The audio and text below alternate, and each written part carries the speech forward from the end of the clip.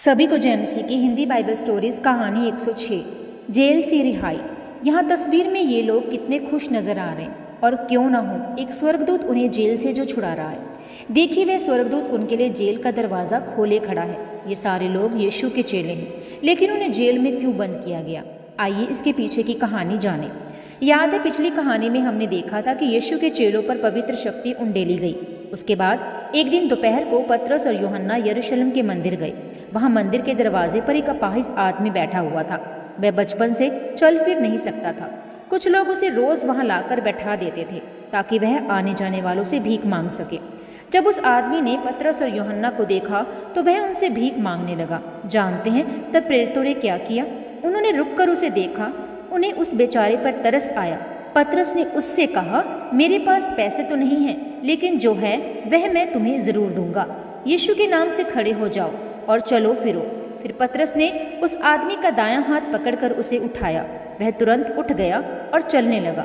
जब लोगों ने ये देखा तो उन्हें बड़ा ताज्जुब हुआ और वे खुश हुए।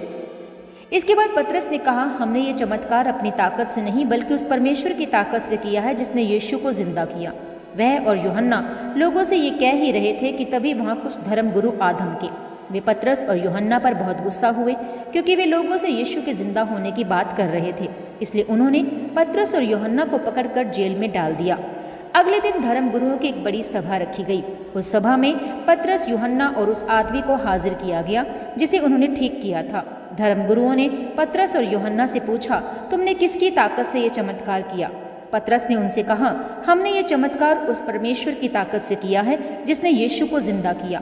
धर्मगुरुओं की समझ में नहीं आ रहा था कि वे करें तो क्या करें, क्योंकि वे ये तो नहीं कह सकते थे कि चमत्कार हुआ ही नहीं। उन्होंने प्रेरितों को खबरदार किया कि वे आइंदा यीशु के बारे में बात ना करें। फिर उन्होंने प्रेरितों को छोड़ दिया, लेकिन प्रेरितों ने यीशु के बारे में बताना और बीमारों को ठीक करना बंद नहीं किया। उनके इन चमत्कारों की गली गली में चर्चा होने लगी।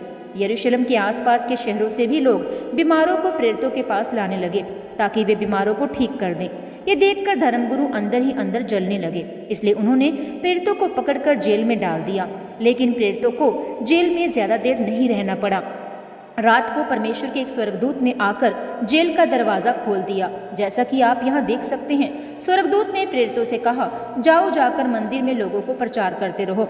अगली सुबह धर्मगुरुओं ने अपने आदमियों से कहा कि वे प्रेरितों को उनके सामने हाजिर करें। जब वे लोग जेल पहुंचे तो देखा कि प्रेरित वहां नहीं है। बाद में धर्मगुरुओं ने उन्हें मंदिर में लोगों को सिखाते हुए पाया। वे उन्हें पकड़कर उस हॉल में ले गए जहां सभी धर्मगुरु इकट्ठा होते थे। धर्मगुरुओं ने प्रेरितों से कहा, हमने तुम्हें यीशु के बारे में सिखाने से मना किया था ना, फिर भी तुम पूरे यरूशलेम में लोगों को सिखाते फिरते हो। इस पर प्रेरितों ने उन्हें जवाब दिया, इंसानों से बढ़कर हमें परमेश्वर का कहा मानना है। प्रेरित लोगों को सुसमाचार सुनाते रहे।